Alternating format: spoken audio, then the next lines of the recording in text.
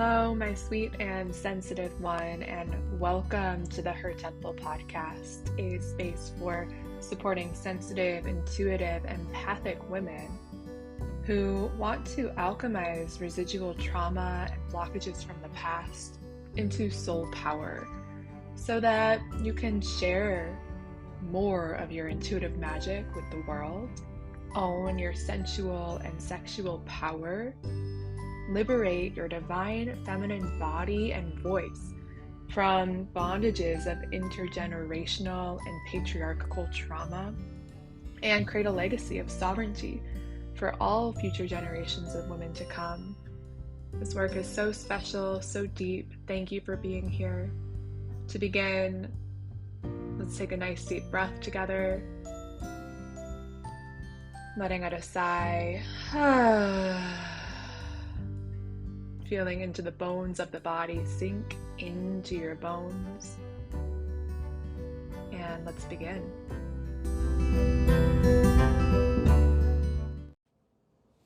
Hey love. So one of the things that I teach and preach and get on my pedestal about is how it's really hard for the nervous system to fully heal if you don't have the bandwidth set in place in order for that to happen. So for those of you stepping into like deeper shadow work and trauma healing work and really confronting some of these blockages that exist within all of us, just those, brave, courageous few warriors who really choose to look at it and do the work to step into trauma alchemy. But what a lot of people don't realize or know is that it's really, really hard to do this sort of healing work if you don't yet have the capacity and the bandwidth for it. And that's part of why in my past couple of episodes we've talked so much about the vagus nerve, because that's very much connected with creating more bandwidth. But in today's episode, we're going to talk even more deeply around some practical, tangible things that you can do to increase the capacity of your nervous system so that you have more resilience and more strength to actually do alchemy work. Because where a lot of us get kind of caught up and get in a bit of trouble in the healing work is that we want to move toward these really deep, intense catharses and releases, and we don't oftentimes have the tools or resources for doing a lot of the preparatory work first or simultaneously that actually helps those catharses and releases be sustainable and actually make impact for the better rather than becoming re-traumatizing. So that's what we're going to talk about more deeply today. And a big perspective from my work and my approach to healing comes from the practice of Ayurveda. So this is really going to inform how we look at and talk about what we're diving into in today's episode. And so for those of you who aren't familiar with Ayurveda, it is oftentimes called a sister science to yoga. I really like to refer to it more as the mother science because it truly at its heart is really this earth-based shamanic approach of healing the whole body, mind, body, spirit, all aspects of you, all of the koshas, which just mean all of your body's physical, energetic, mental, emotional, spirit, all of that.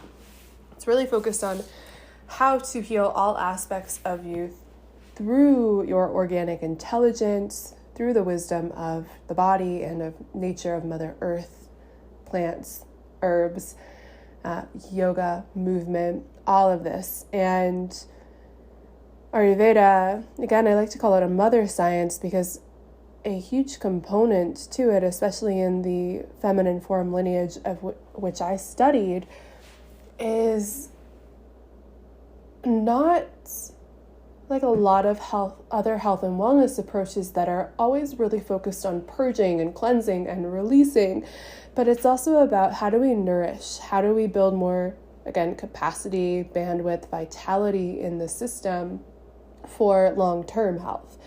And so we're going to really look at the Ayurvedic approach to healing and supporting the nervous system for those of you trauma warriors and those of you highly sensitive people who have so many gifts to offer and have so much beauty in your system, yet perhaps are feeling a little bit fried, worn down, frayed out, thin, exhausted, depleted, hypersensitive, and overly empathic, where you're really having a hard time not taking on other people's emotions and energies.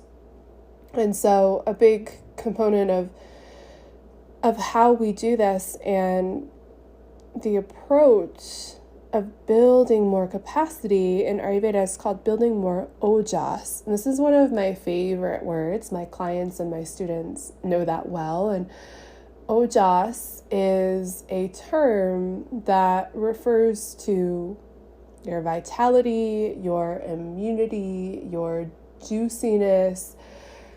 But we can also think of it as, and this is how one of my teachers described it, which I really loved, it's like the pink inner tube around your body that helps create a little bit of a buffer between you and the world around you, so that if something hard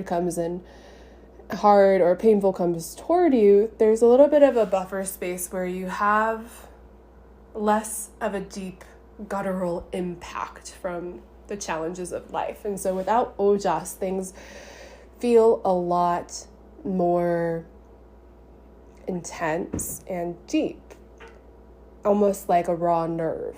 We can think of Ojas indeed as like the myelin sheath, that fatty coating around the nerves that helps our nervous system communicate. We can think of it as our immunity. We can think of it as our gut lining and sexual and reproductive fluids, but also as the real quality of longevity and capacity and resilience in the system. So it's a word that means a lot of things, but in Ayurveda there's a lot of Ojas building practices. And one thing that happens with trauma or with highly sensitive people is that there tends to be low Ojas, which means that there's not a lot of the earth and water elements present. It also means, again, that there's going to be less of that like inner tube between you and your life experiences. Things just kind of hit you more deeply and impact you more intensively. The other thing that is quite common, especially for trauma survivors, is to have what's called high vata. And high vata means a high amount of the air and space elements. And so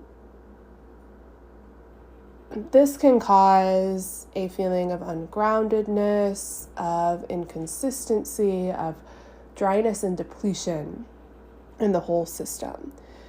And that's totally what happens with trauma. There's not consistency. There's not a quality of groundedness. In fact, there's quality of really feeling out of control, like your nervous system is hijacked, and like it's really hard to have any sort of structure, routine, and consistency in life. And it's oftentimes really hard for individuals who have survived a traumatic experience or who just have more sensitive nervous systems. It's often really challenging in these heightened states of sensitivity to find and feel a lot of rhythm, consistency, protective boundary, a sense of nourishment, of longevity, of resilience, really.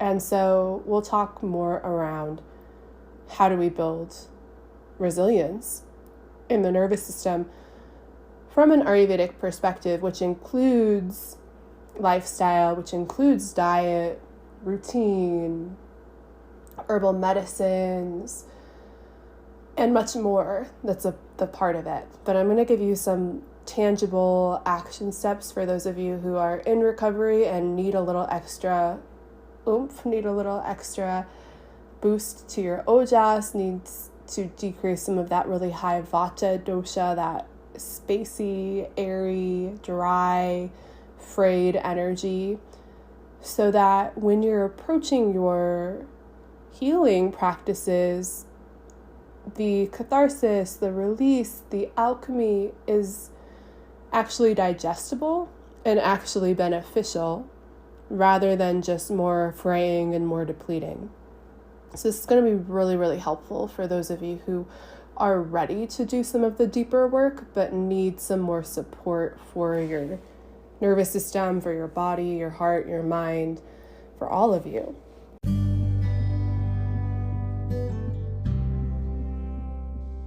Before we dive even deeper into this episode, I have a really special invitation for you.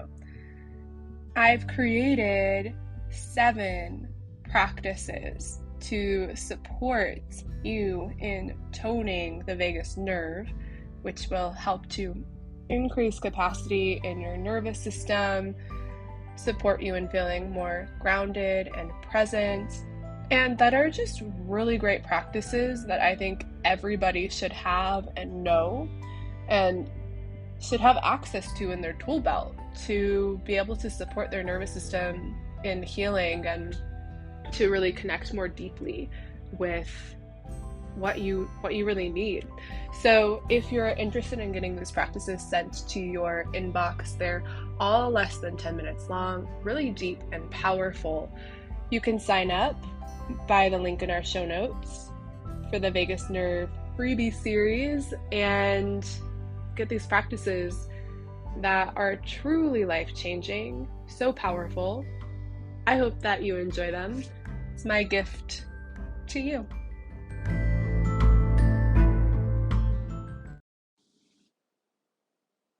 So for healing the nervous system from an Ayurvedic approach, what most of us need to focus on, especially in our modern life, especially if you identify as a highly sensitive person, and especially if you've survived any form of trauma, our goal is to support your system in increasing ojas and decrease excess vata from the system. Now, this is general, and there is definitely room to get much more specified for what you and your body need based on the symptoms that you have, and more importantly, the core root imbalance that's going on. But I found in my own recovery journey of healing from childhood sexual trauma, adult sexual trauma, relational traumas, lots of different life experiences, from having a very sensitive nervous system and from being really impacted by the imbalances of modern life, I found Ayurveda to be such a gift and a complement for the somatic healing work that I do, both for my own healing journey, but also that I offer my clients and my students. So let's dive in and let's talk about some tangible takeaways for you to start applying into your life so that you can really nourish yourself more deeply and recover more fully and move into release and deeper processing work in a way that's supportive for your full system. Because so many of us can be in this phase of really wanting to push ourselves and push through our healing, and we can forget that slowing down is actually a huge part of the healing journey of learning how to nourish ourselves and refill our cup back up. That gives you more space to digest and to be with the experiences that need your soul presence, that need that love and attunement. So let's dive in. So the first thing I would invite you to start bringing into your life more and more is a sense of rhythm.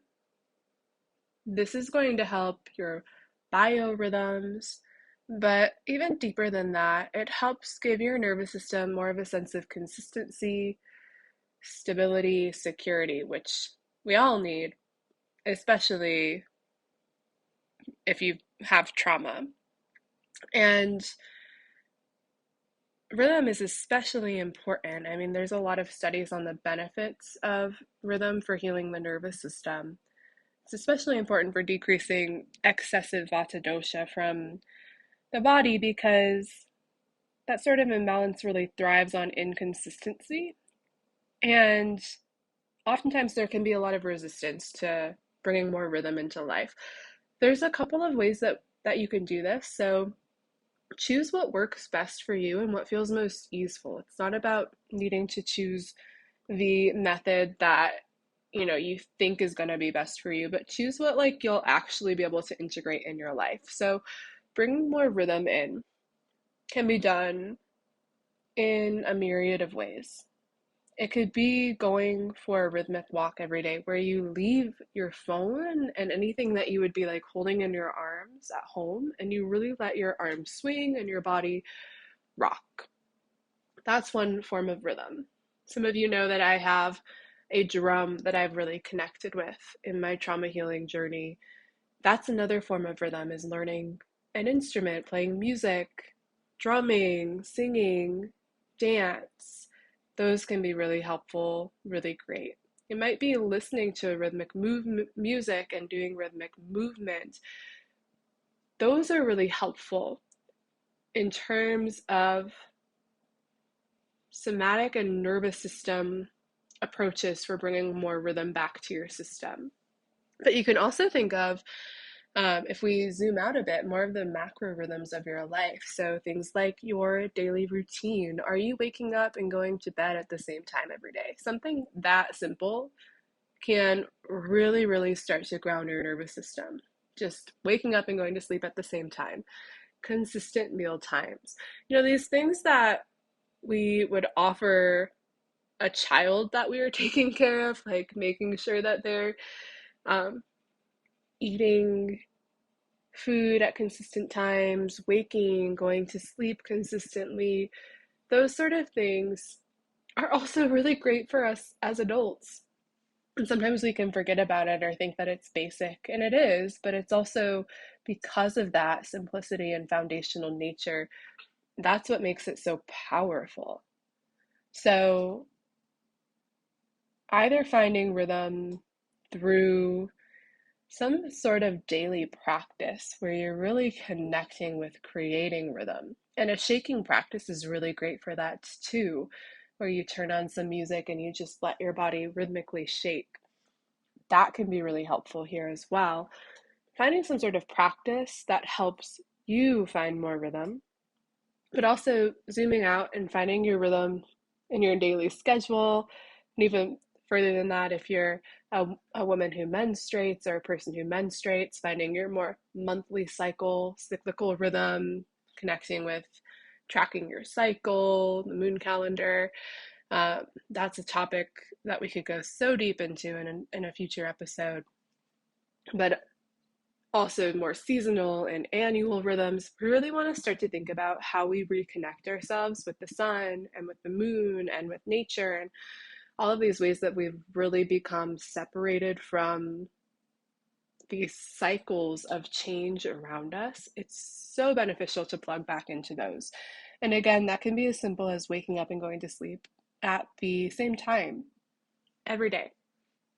Super foundational, but that's an earth element practice that's going to create more groundedness and more stability in your system. And I can't emphasize enough how powerful it really is to allow yourself to do this. Now, the next piece here, so we covered rhythm. The next piece is rest. We live in a really rest deprived world and culture, and where we have a lot of resistance to rest, a lot of self judgment around rest. Uh, but if your nervous system is doing deep deep of processing as processing trauma, you're gonna need extra rest. So I just really invite you to take some of the judgment away and the pressure off of yourself, that aspect that says you're lazy or not good enough if you need to sleep or rest or take it easy or do less. Because, in fact, that's a really integral part to healing. There's so much healing that gets to happen in our system when we allow ourselves to rest. So, making sure that you're getting sleep every night. And you can look into practices such as yoga nidra or body scans to weave and sprinkle throughout your day to give your system those moments of respite. But it's also the thing that can be challenging here is that we know that rest is so good for us, but so many sensitive people and trauma survivors really struggle with insomnia. And so that creates even a deeper layer of depletion. Then there's the whole anxiety around what if I can't sleep, and the long-term effects of that. So there might be also some a cortisol reset that needs to happen, hormonal rebalancing. Sometimes herbal supplements can be really helpful, and I do have recommendations for those. I'm not going to get too deep into that here and now, but if you're really wanting support with this, you can join our network. You can work with me one-on-one. I just don't feel comfortable sharing like exact protocols for this to a wider audience when I don't really know exactly what is going on for you. But if you are struggling with sleep, just know that there are ways that you can really support that in finding more regularity and balance, because honoring your sleep and really prioritizing your sleep, I cannot emphasize enough how truly important that is. And not just sleep, but rest. There are actually 7 different types of rest, from social rest to sensory rest to, of course, physical, mental.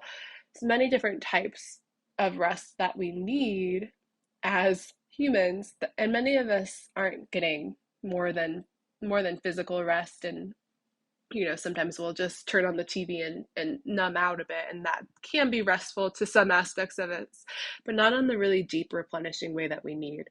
So, considering how do I bring more restfulness into my life? Maybe it's restorative yoga, maybe it's yoga nidra, maybe it's, really looking at how do I rebalance what's going on around my sleep schedule, because it's so important. And the next piece here is hydration. And I know these sound so like foundational and fundamental and basic, but they are truly so, so, so important. And especially in terms of how depleted the body and the nerves and the whole system becomes after a trauma, rehydrating, not just in the terms of like thinking about drinking water, but bringing more of the water element into your life in general. And in Ayurveda, it's actually thought to be way more beneficial that we eat our water rather than drink it. We can actually absorb it. So if you're eating a lot of really dry, like crispy, crackly foods like chips or jerky, there's like really dried snack foods. If you're finding yourself eating a lot of that, that can be actually pretty drying for the system. So in a lot of Ayurveda, Chinese medicine, it's really thought to be most beneficial to focus on soups and stews and these sort of foods that have a lot of liquid in them. And so that can be a really great way to bring more hydration in, but also the practice of oiling the body, both internally and externally. So having really great high quality fats in your diet, so long as you can digest fats well, and also doing a self oil massage where you're using oils on your skin, because the skin is the largest organ of the body. There's so many sensory nerve endings connected with it. And the sense of touch can be enormously grounding. And so, oiling the body through an Ayurvedic self massage is another really powerful process and practice to get into. And there are different oils for different bodies. But really, if you're wanting to just get started, I love like a nice almond oil or coconut oil, and just getting into the practice of really putting oil on your body every day, connecting with self-touch. You can even find a bit of a rhythmic massage. You can have it be a really restful, replenishing experience, but bringing more oil into your life. That's really great for increasing ojas and also decreasing some of the dryness that comes from trauma, that comes from vata, that again leaves that feeling of like, I feel fried, or I feel like my like nerves are raw, that sort of feeling. So, and with this, these sort of practices are, they might take some time before you feel a lot of like a big shift or a lot of benefits. They might not, but they do require consistency, right? That's that rhythm and routine we already talked about. Is like, how do I show up consistently for myself in these ways? Now, final two things that I'll mention here that are fairly easy and simple to integrate, and will bring in more groundedness, will help to ground your system as well as nourish in terms of the energy of grounding. So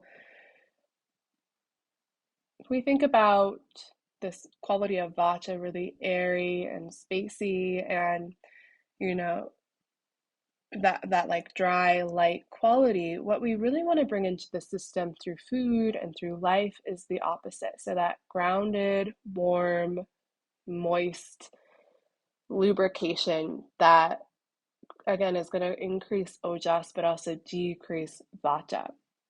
And so some foods that would be a great option for this would be like root vegetables and soups and stews, which I already mentioned, but also spending a lot of time on solid ground, on the earth and water. Especially for more sensitively charged nervous systems, it can be pretty profound, just that act of really grounding.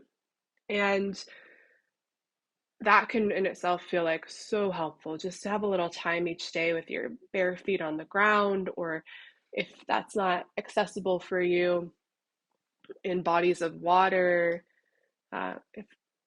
If you have like a natural source of water, even better. But if not, then a bath or a shower. Those are all going to be really grounding for the energy field in the system.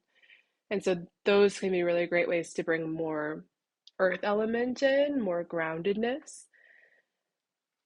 And foods that are going to be, again, having that grounded, nourishing, warm quality, like foods that your grandmother would make you, or that you'd have when you're feeling a little under the weather.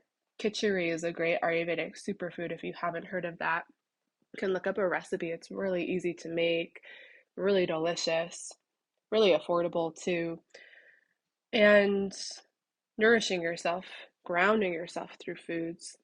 And then the final piece here that can be really helpful for building ojas and supporting you on your journey of recovery is before bed each night to have a warm mug of milk. And that can be, if you are a dairy drinker, that can be cow's milk, it can be goat's milk, it can be almond milk, whatever works for you.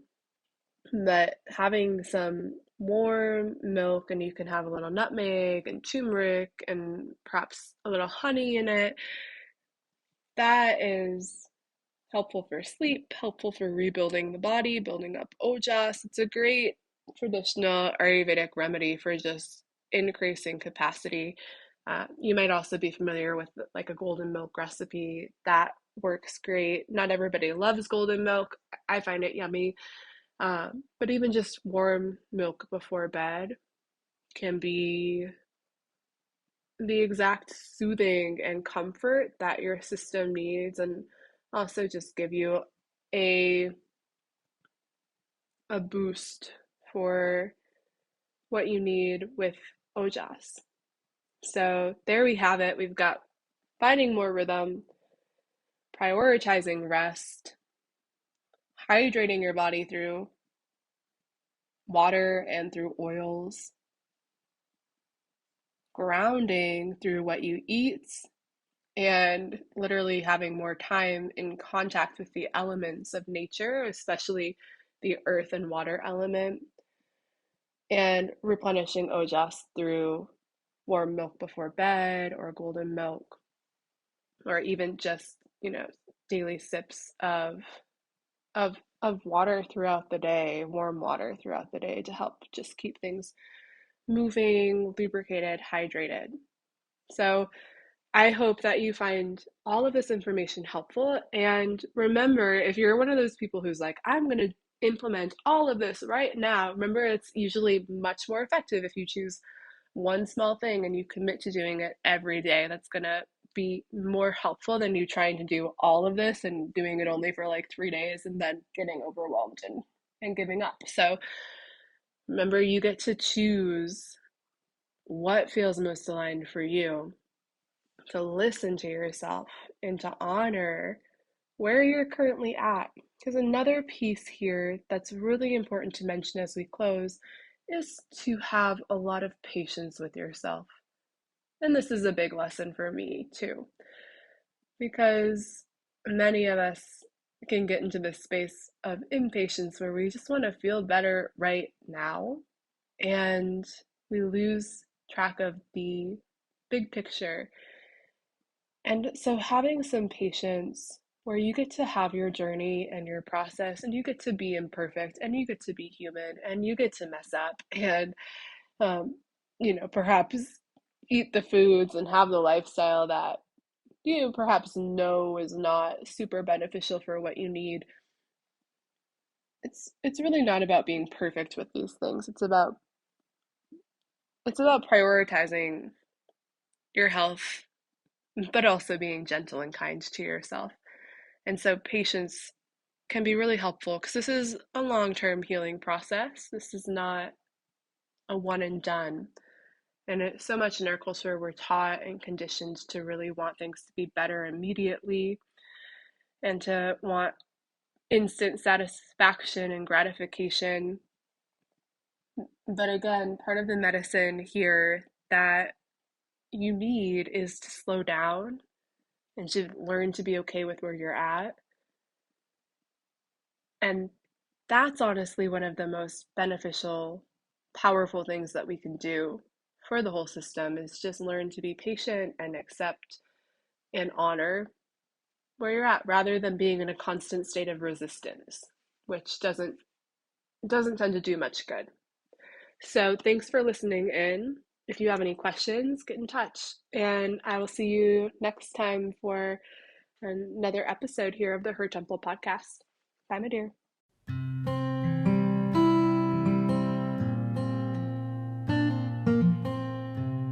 Thank you so much for listening to this episode of the Her Temple podcast. I truly appreciate you.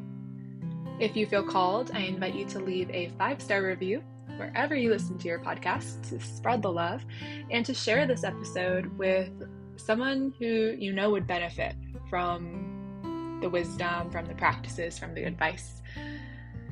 Finally, if you're interested and intrigued in learning more and growing and stepping into Her Temple more fully, I invite you to head over to our website, www.hertemplehealing.com, to explore some of our amazing offerings. You can join our Her Temple network and take online classes and workshops and get connected with our amazing community. You could also apply to work with me for one-on-one somatic yoga therapy, or apply to join the Trauma Alchemy training, which is a amazing, one-of-a-kind year-long program where you'll be initiated into the art form and trained to be a somatic yoga therapy practitioner to really step into your healing powers. So powerful. Thank you so much again, and I will catch you next time.